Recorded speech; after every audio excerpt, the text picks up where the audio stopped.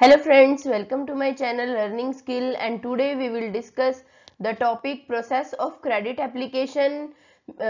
Means जो customer है वो क्रेडिट के लिए कैसे अप्लाई कर सकता है रिटेलर को या किसी बैंकर को या किसी भी कंपनी से जहां से उसको लोन चाहिए। तो जब वो क्रेडिट के लिए अप्लाई कर रहा है तो क्या क्या रिटेलर देखता है, कस्टमर की जो भी मतलब अकाउंट्स या जो भी उसकी प्रॉपर्टी है कैसे देखता है, कैसे उसकी इन्वेस्टिगेशन करता है, और कस्टमर जो है उसको क्या क्या फॉर्मेलिटीज पूरी करनी होती हैं। इस चैप्टर की वीडियो हम पहले बना चुके हैं।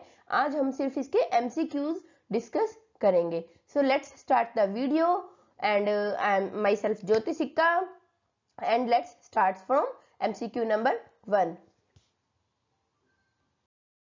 MCQ number 1 and first question is a requirement or event that should be performed before the dash is known as condition। मतलब जब भी अच्छा मैकेनिज्म फॉर कस्टमर, इसमें हम ये भी करेंगे कि जो कस्टमर्स हैं वो क्रेडिट कार्ड का यूज करते हैं या क्रेडिट अगर उनको दिया जाता है रिटेलर की तरफ से तो क्या क्या बातें रिटेलर ध्यान में रखते हैं, क्या क्या कस्टमर्स को ध्यान में रखनी चाहिए। ये हमारा टॉपिक है और इसी के एमसीक्यूज हैं। तो इसी से रिलेटेड कुछ एमसीक्यूज हैं इसमें। जैसे कि फर्स्ट एमसीक्यू है ये कि जब भी जो रिटेलर जो एक रिक्वायरमेंट और event that should be performed before the dash is known as condition.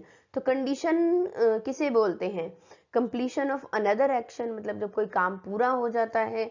Agreement, जब कोई एग्रीमेंट पूरा होता है। ट्रीटमेंट या नन ऑफ द अबव। तो किसे हम लोग एक कंडीशन की तरह लेते हैं, एक शर्त की तरह लेते हैं, दैट इज एग्रीमेंट। एग्रीमेंट भी एक शर्त की तरह होता है जिसमें दो लोग जो हैं वो मिलकर एक बात पर सहमत होते हैं, तो इसे ही कंडीशन भी बोला जाता है।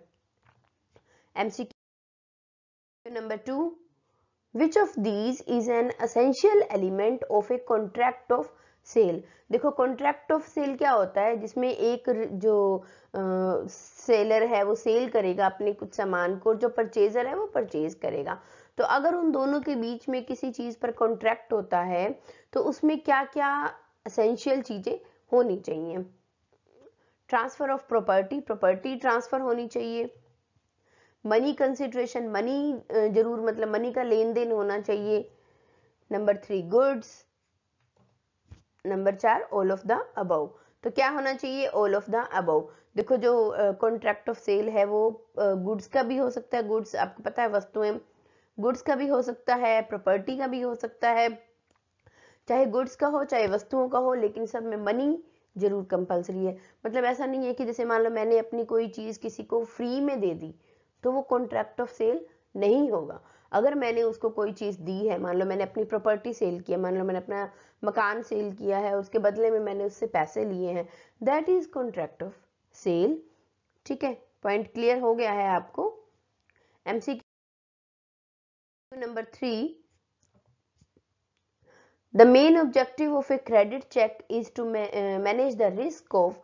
मतलब जब आप किसी कस्टमर का क्रेडिट चेक करते हो, मतलब कितना वो क्रेडिट ले सकता है, तो आप क्या देखते हैं? Bad debts. बैड डेट्स होते हैं जैसे कि रिटर्न, जैसे मैंने किसी से लोन लिया और मैं पैसे पे नहीं कर रहा हूँ वापस, तो मैं कैसे कंसीडर करा जाऊंगा? बैड डेट्स में। ठीक है, क्रेडिट सेल, कैश सेल या नन ऑफ द अबव। तो main objective of a credit check, credit check कभी किसी भी बंदे का कब किया जाता है? अच्छा मैं तुम्हें बताती हूँ थोड़ा सा क्रेडिट चेक कैसे किया जाता है। जैसे अगर मान लो मैंने होम लोन लेना है किसी बैंक से जाकर, तो मैं वहां जाकर अप्लाई करूंगी कि मुझे एक होम लोन चाहिए, मैं एप्लीकेशन फॉर्म फिल करूंगी, ये जो भी उनकी स्टार्टिंग के जो भी प्रोसेस है आई विल डू दैट।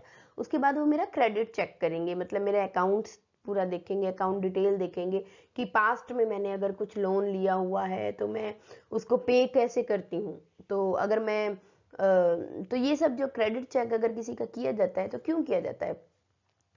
जब कोई बंदा कैश में सेल कर रहा है, मतलब पैसे देकर आपसे सामान खरीद रहा है, तब थोड़ी आप उसका क्रेडिट चेक करोगे, या कब करोगे आप उसका जब वो बंदा बैड डेट्स में कंसीडर ना हो रहा हो। मेन उसका फंक्शन, मेन हमारा मोटिव क्रेडिट चेक करने का यही है कि वो बंदा जो है वो बैड डेट्स में ना आ रहा हो।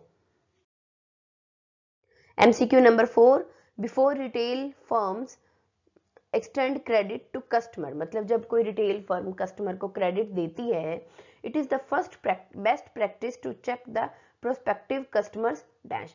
सबसे पहले वो बेस्ट प्रैक्टिस क्या करता है, कोई भी फर्म कस्टमर की क्या चेक करता है, profile of the customer, history of the customer, background of the customer, या नन ऑफ द अबव। तो इसका आंसर आपको स्क्रीन पे साफ दिख रहा है, हिस्ट्री ऑफ द कस्टमर। हम किसी भी कस्टमर को उधार देने से पहले उसकी हिस्ट्री चेक करते हैं कि वो क्या बिजनेस करता है, या क्या जॉब करता है, कितने सालों से जॉब कर रहा है, उसका घर कहाँ पे है, कहाँ पे उसका रेजिडेंस है, उसके पेरेंट्स क्या करते हैं, उसका बैक फाइनेंशियल, उसका अकाउंट्स कितना होल्ड कर रहा है, मतलब कितने उसके बैंक में अकाउंट हैं, कितने अकाउंट्स में पैसे हैं, ये सब हम उसका चेक करते हैं। MCQ number 5, dash is the risk involved in offering credit. अगर आप किसी को क्रेडिट दे रहे हो तो सबसे ज्यादा रिस्क क्या होता है आपके हिसाब से? फाइनेंशियल रिस्क होता है,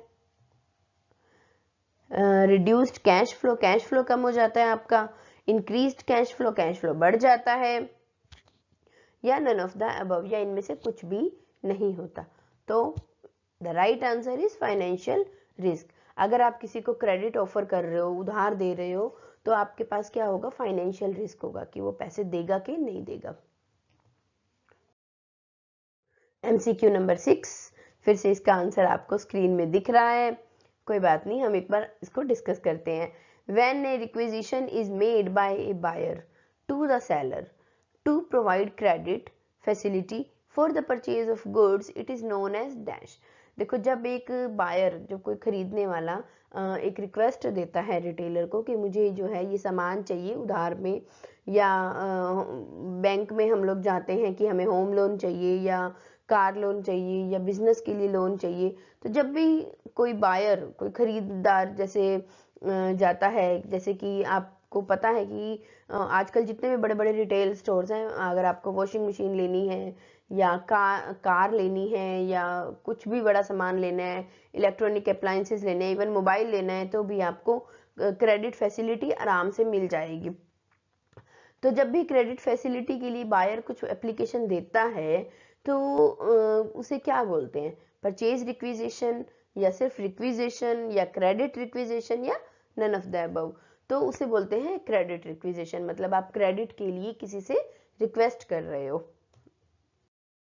MCQ नंबर 7,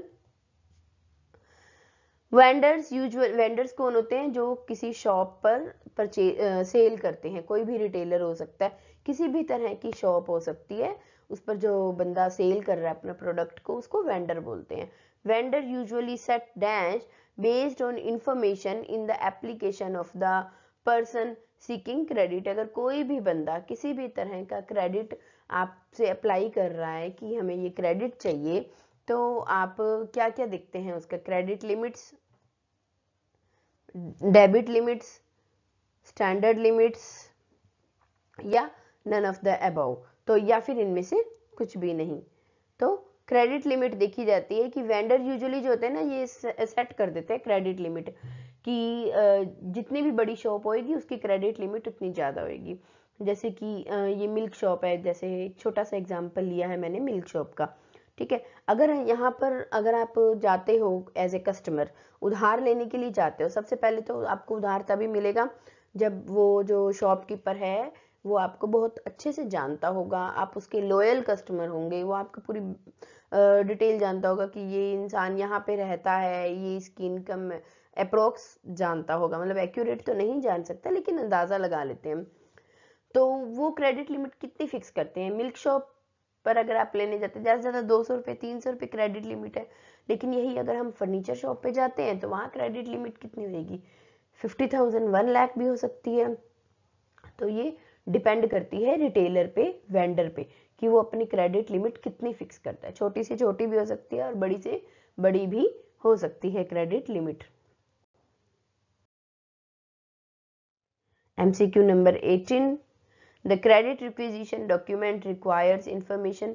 देखो जब कोई कस्टमर क्रेडिट के लिए अप्लाई करता है तो उसके अंदर उसको क्या क्या इंफॉर्मेशन देनी होती है अबाउट द डैश।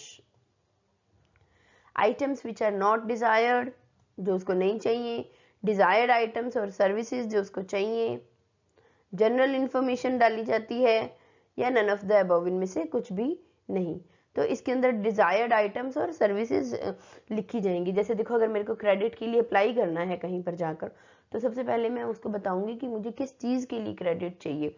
जैसे मान लो मेरे को कार लेनी है, तो कार वाले शोरूम पर अगर मैं जाती हूँ कि मुझे कार लेनी है, सबसे पहले तो मैं उसको क्या बताऊंगी कि मुझे कौन सी कार चाहिए, मुझे 8 लाख की, 10 लाख की, 15 लाख की, 20 लाख की या 5 लाख की कौन सी कार चाहिए। उसी के बेसिस पर मेरी क्रेडिट लिमिट चेक होगी, उसी के बेसिस पर मेरे अकाउंट्स चेक होंगे और पता लगेगा कि मुझे ये वो क्रेडिट मिलेगा कि नहीं मिलेगा। MCQ number 9, dash is the performance criteria to be followed by for processing applications from from retail customers for credit facilities. Dash is the performance criteria.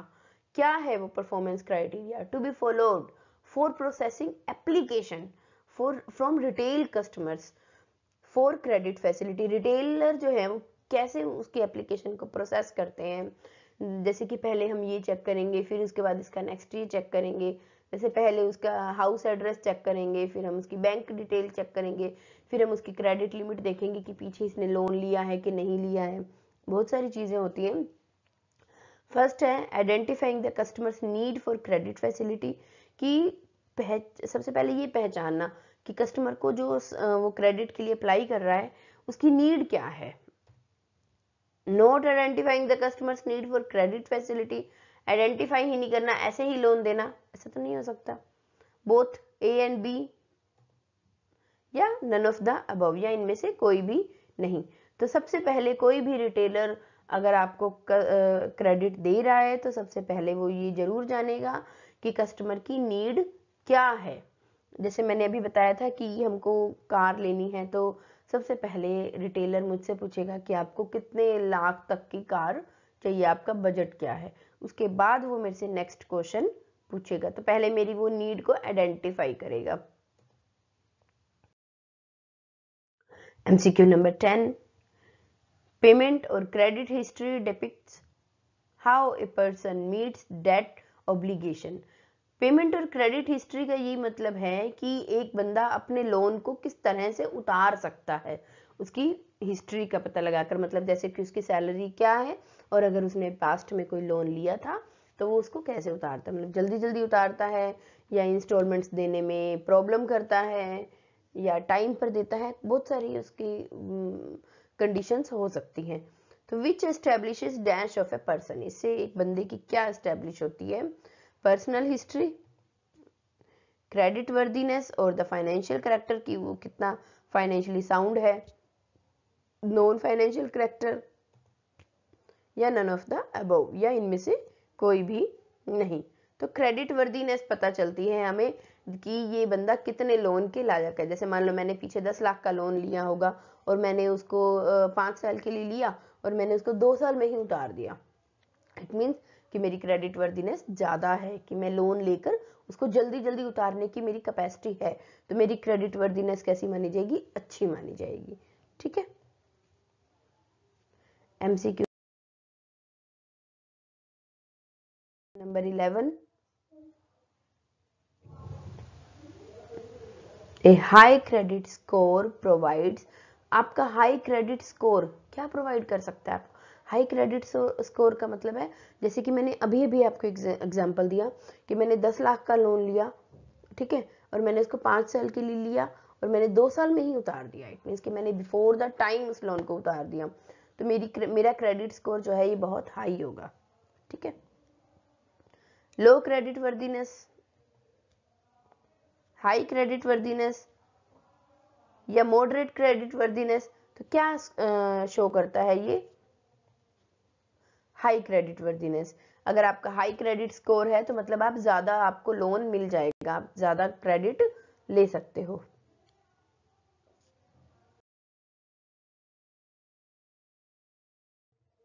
MCQ number 12, dash is the borrowers net worth. Borrowers की net worth, net worth का मतलब होता है कि आपकी total पूंजी, आपकी capacity, financially आप कितने साउंड हो, कितनी है।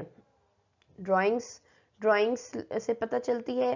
कैपिटल, कैपिटल मतलब मेरी पूंजी, मेरी एसेट्स जो टोटल होती हैं। Risk, none of the above. तो किससे मेरी नेटवर्थ पता चलेगी? ऑब्वियसली मेरी कैपिटल से ही तो मेरी नेटवर्थ पता चलेगी। कैपिटल मतलब कितनी मेरे पास बिल्डिंग्स हैं, कितनी मेरे पास एसेट है, मेरे पास कैश कितना है, ये सब कैपिटल में आता है।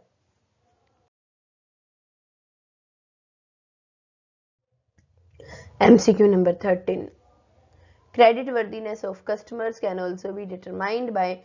किसी भी कस्टमर की क्रेडिट वर्दीनेस का पता कैसे लगाया जा सकता है?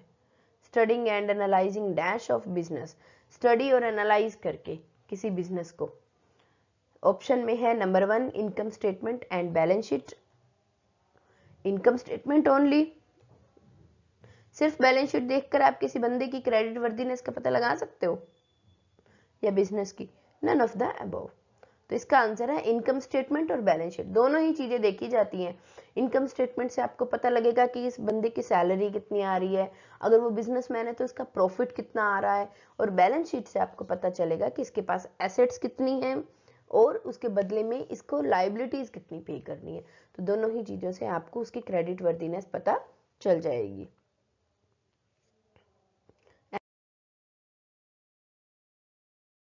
MCQ number 14, dash measure credit worthiness of the customer. क्या है जो कस्टमर की क्रेडिट वर्दीनेस का पता लगाता है? क्रेडिट रिपोर्टिंग एजेंसीज वो बताती हैं हमें, या सिर्फ एजेंसीज, या मार्केटर्स जो मार्केट में काम करते हैं, या नन ऑफ द अबव, या इनमें से कोई भी नहीं। तो क्रेडिट रिपोर्टिंग एजेंसीज होती हैं, प्रॉपर थर्ड पार्टी होती है ये अगर मान लो जैसे मैं बैंक में लोन लेने जा रही हूँ, तो ऐसे ही कोई बैंक वाला मुझे लोन नहीं दे देगा। वो प्रॉपर मेरे से एप्लीकेशन लेगा, उसमें मेरी पूरी डिटेल होगी, एसेट्स कितनी है, लाइबिलिटी कितनी है, अकाउंट, बैंक की स्टेटमेंट निकलवाएगा।